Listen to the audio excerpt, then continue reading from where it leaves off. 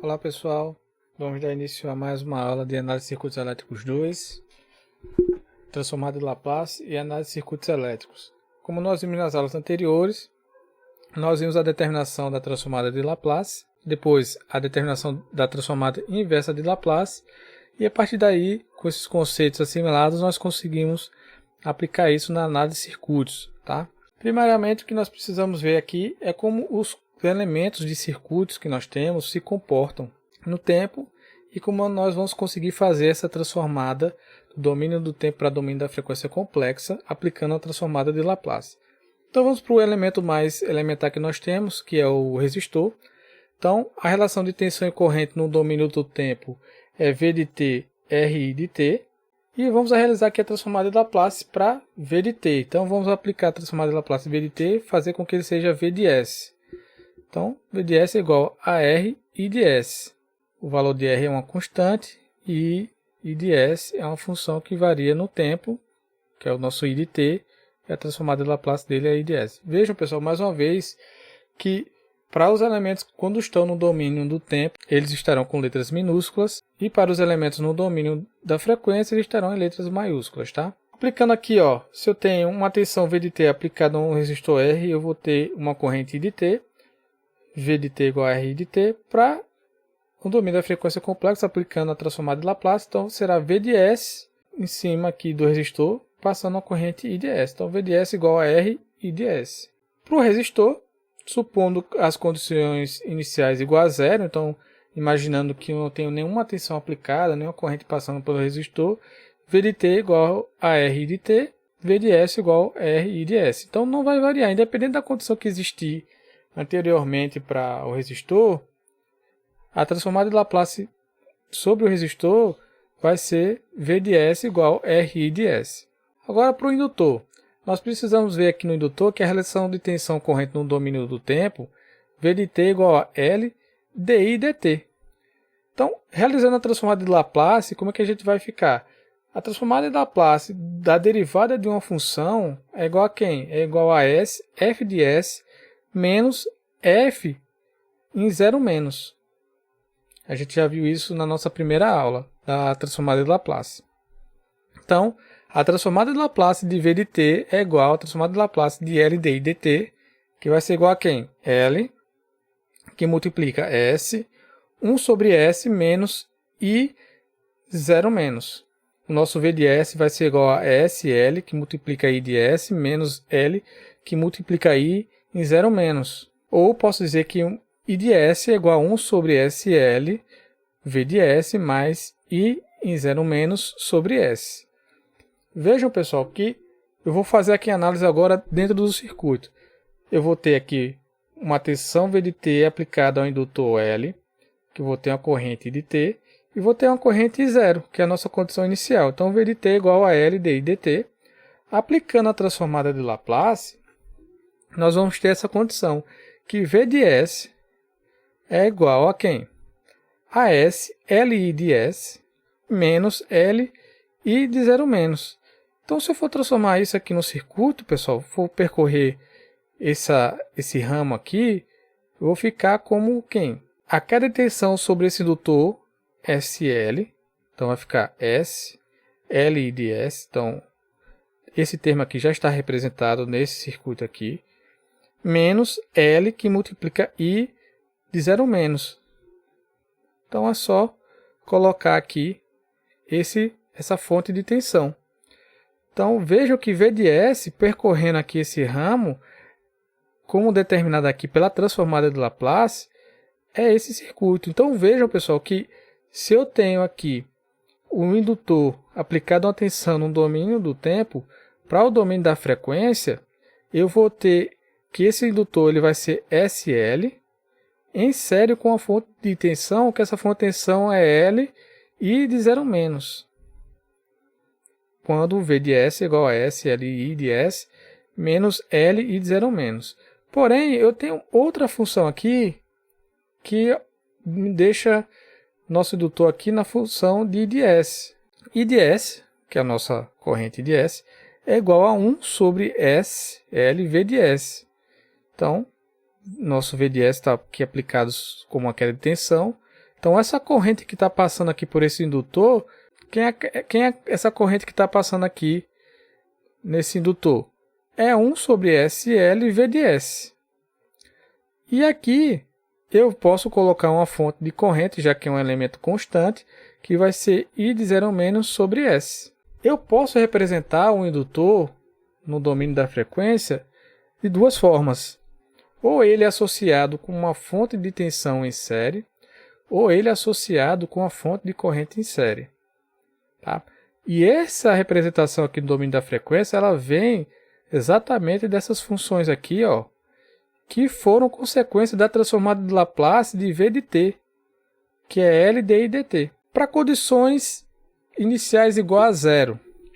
Veja que se eu tiver condições iniciais igual a zero, significa que o meu I de 0 menos, ele vai ser igual a zero. Então, significa que o meu V de t e I de t de L, para condição inicial no domínio da frequência, onde nossas condições iniciais são iguais a zero, aquela fonte de tensão aqui em série com o indutor, ela some. Então, V de S é igual a SL de S, e ou então aquela fonte de corrente colocada em paralelo com o indutor aqui, ela também some, onde nosso I de S é igual a V de S sobre SL. Vamos fazer a mesma aplicação para o capacitor. A relação de tensão no domínio do tempo do capacitor aqui é I de t igual a C dV dt. Vamos aplicar também aqui a transformada de Laplace para essa função. Então, como a gente já viu, a transformada de Laplace de uma derivada é S, f de S menos f de 0 menos. Então, a transformada de Laplace de I de t vai ser igual a transformada de Laplace de C dV dt, onde esse C aqui é um termo constante que vai multiplicar todo mundo. Então, vou substituir onde f de S vai ser meu V de S, né? Então, vai ser C, S, V de S menos V de 0 menos. O meu I de S é igual a S, C, V de S menos C, V de 0 menos. Ou também posso expressar aqui pela tensão, onde meu V de S é igual a 1 sobre SC, I de S mais V de 0 menos sobre S. Vamos passar isso daqui para um circuito, né? Que é o que nos interessa. Nós temos aqui o circuito no domínio do tempo. Para passar para o domínio da frequência, vamos analisar essa segunda equação aqui, ó. V de S é igual a quem? A 1 sobre SC I de S.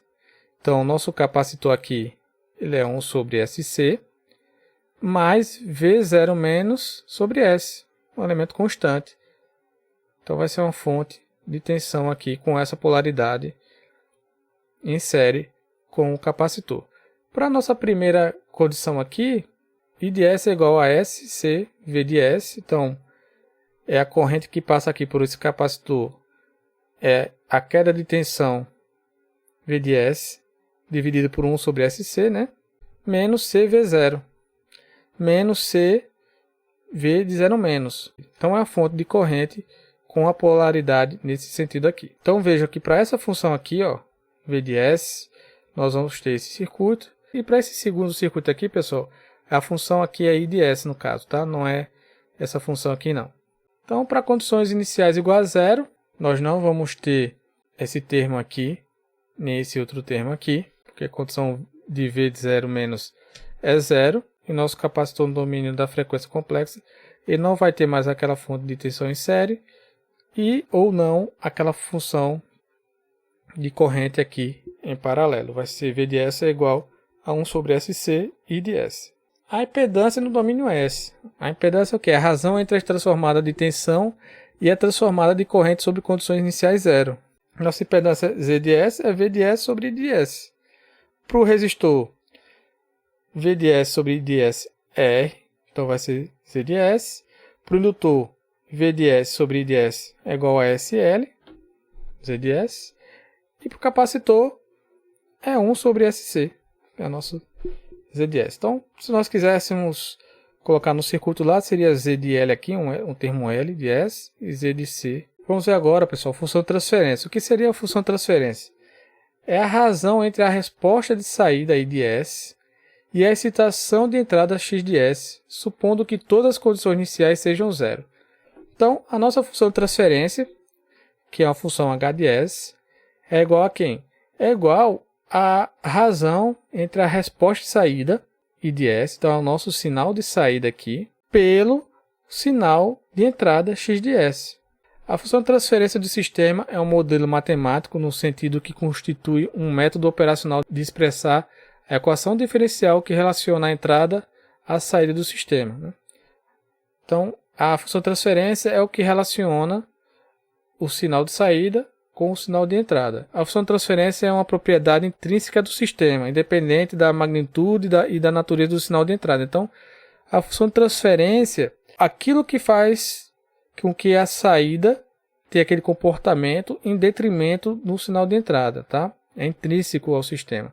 A função de transferência relaciona a entrada à saída, mas não fornece qualquer informação quanto à estrutura física do sistema. Então, diferentes sistemas podem ter a mesma função de transferência. Então, o que é que a gente pode ter disso? Pode ser um circuito elétrico, pode ser um circuito mecânico, hidráulico. É algo que existe uma saída como sinal através de uma excitação de entrada. Esse sinal de saída vai ter uma resposta de acordo com o que essa função de transferência está sendo aplicada ao sistema. Se a função de transferência de um sistema for conhecida, a saída pode ser estudada para várias formas de entrada a fim de entender a natureza do sistema. Então, se eu tenho a função de transferência, eu posso estudar a saída para qualquer função de entrada. E se a função de transferência for desconhecida, ela pode ser inferida experimentalmente, introduzindo-se sinais de entrada conhecidos e analisando o sinal de saída. Aplicar o sinal no sistema, analisar a saída e, conforme a correlação dos dois, eu determinar a função de transferência. Uma vez estabelecida, a função de transferência fornece uma descrição completa das características dinâmicas do sistema. A função de transferência é a razão entre a saída, que é o nosso ys, né, e a excitação de entrada, nosso xs, supondo que todas as condições iniciais sejam zero.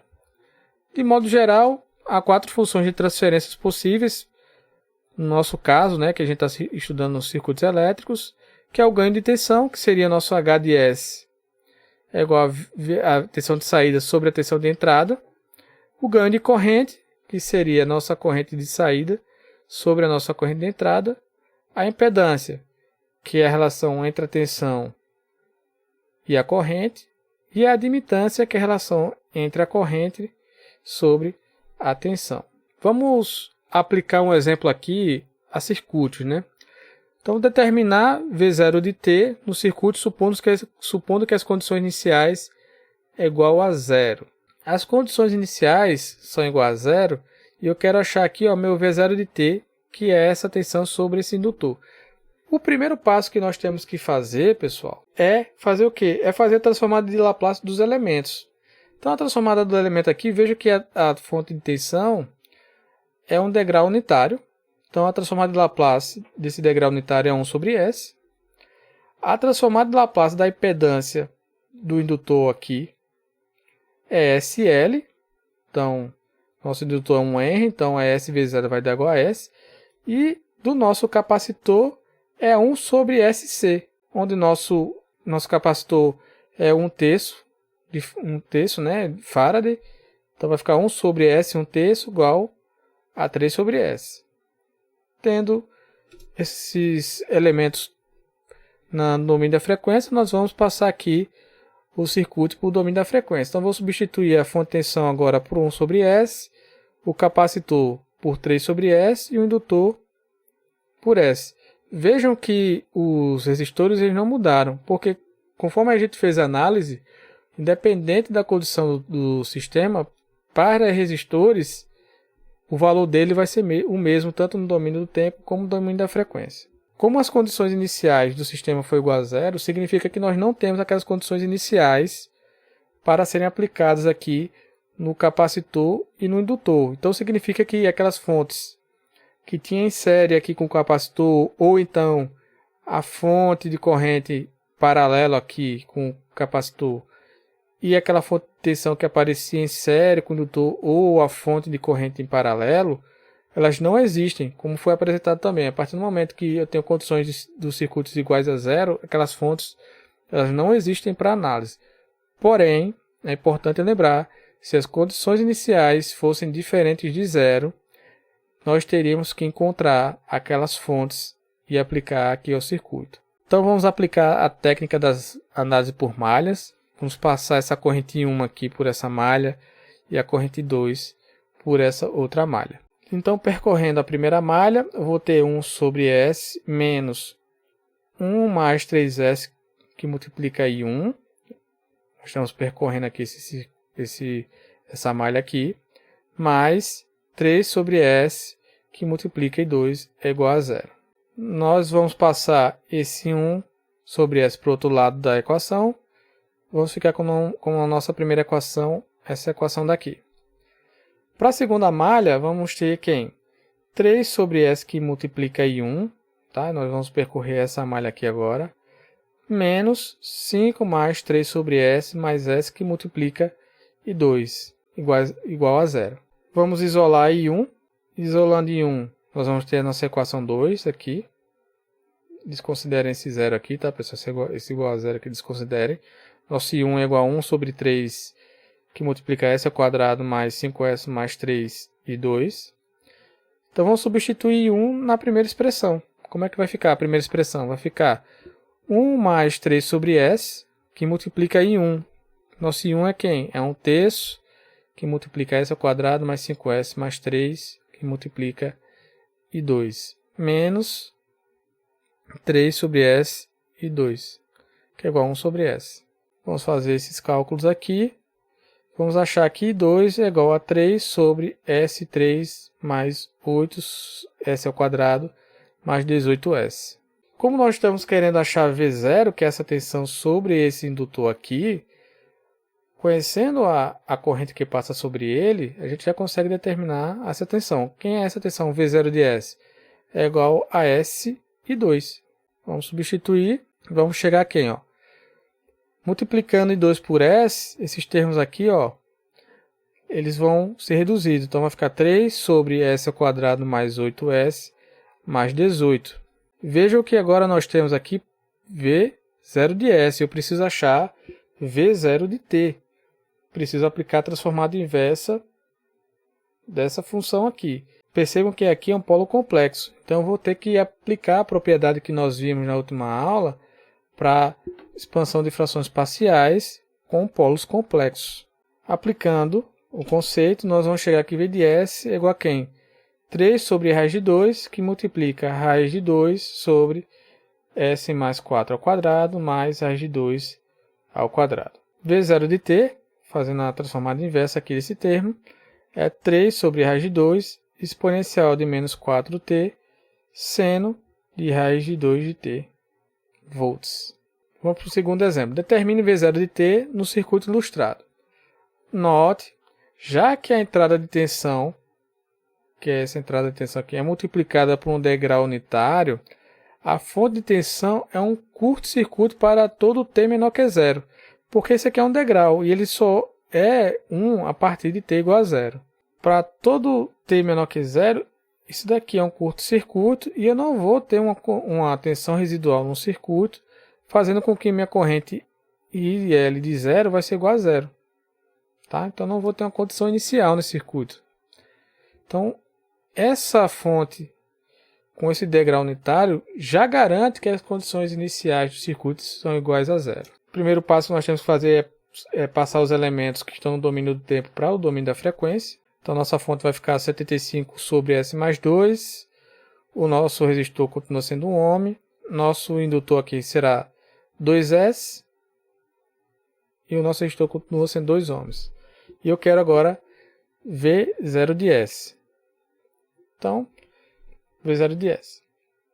Vou chamar esse ponto aqui de V0, já que isso aqui é um ponto comum, né? Um nó comum a todos os elementos. E vou fazer a análise aí através desse ponto. Pegando esse nó, vamos fazer com que as correntes que estão presentes nesse nó, vou adotar aqui V0 sobre 2, essa corrente que está passando sobre esse resistor, mais V0 sobre 2S, a corrente que está passando sobre esse indutor, mais 75 sobre S mais 2 menos V0 sobre 1, essa corrente que está passando aqui por esse elemento aqui, é igual a zero. Vamos isolar V0, então V0 multiplica 1 sobre 2S mais 1 sobre 2 mais 1 é igual a 75 sobre S mais 2.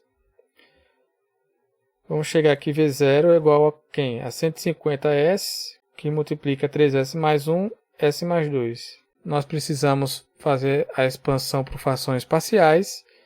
Então, V0 igual a K1 sobre 3S mais 1 mais K2, S mais 2. Para K1, eu vou ter que multiplicar a nossa função f de S por esse polo. Então, é 3S mais 1. E substituir S igual a menos 1/3. Substituindo, vai ficar 150, que multiplica menos 1/3 sobre menos 1/3 mais 2. Nosso K1 vai ser menos 30. Para K2, vou multiplicar a nossa função f de S por S mais 2. Substituir S por menos 2. Vai ficar menos 150, que multiplica menos 2. Sobre 3, que multiplica menos 2 mais 1. Chegando aqui, nosso K2 é igual a 60. K1 igual a menos 30. K2 igual a 60. Vamos substituir esses valores na função de V0. Vamos chegar nessa função. Vamos organizar para deixar em formato de elementos que nós conhecemos a transformada inversa. Então, esse termo aqui, 3S mais 1, eu vou fazer com que esse S aqui ele fique sozinho, né? Sem nenhum fator multiplicando ele. Então, vai ficar menos 10 sobre S mais 1/3. Seria um sinal positivo, tá, pessoal? Eliminar esse menos aqui. A transformada inversa dessa função é V0 de t igual a 60 exponencial de menos 2t menos 10 exponencial de menos t sobre 3 U de t volts. Ou poderia ter sido utilizado aqui o método das malhas, né?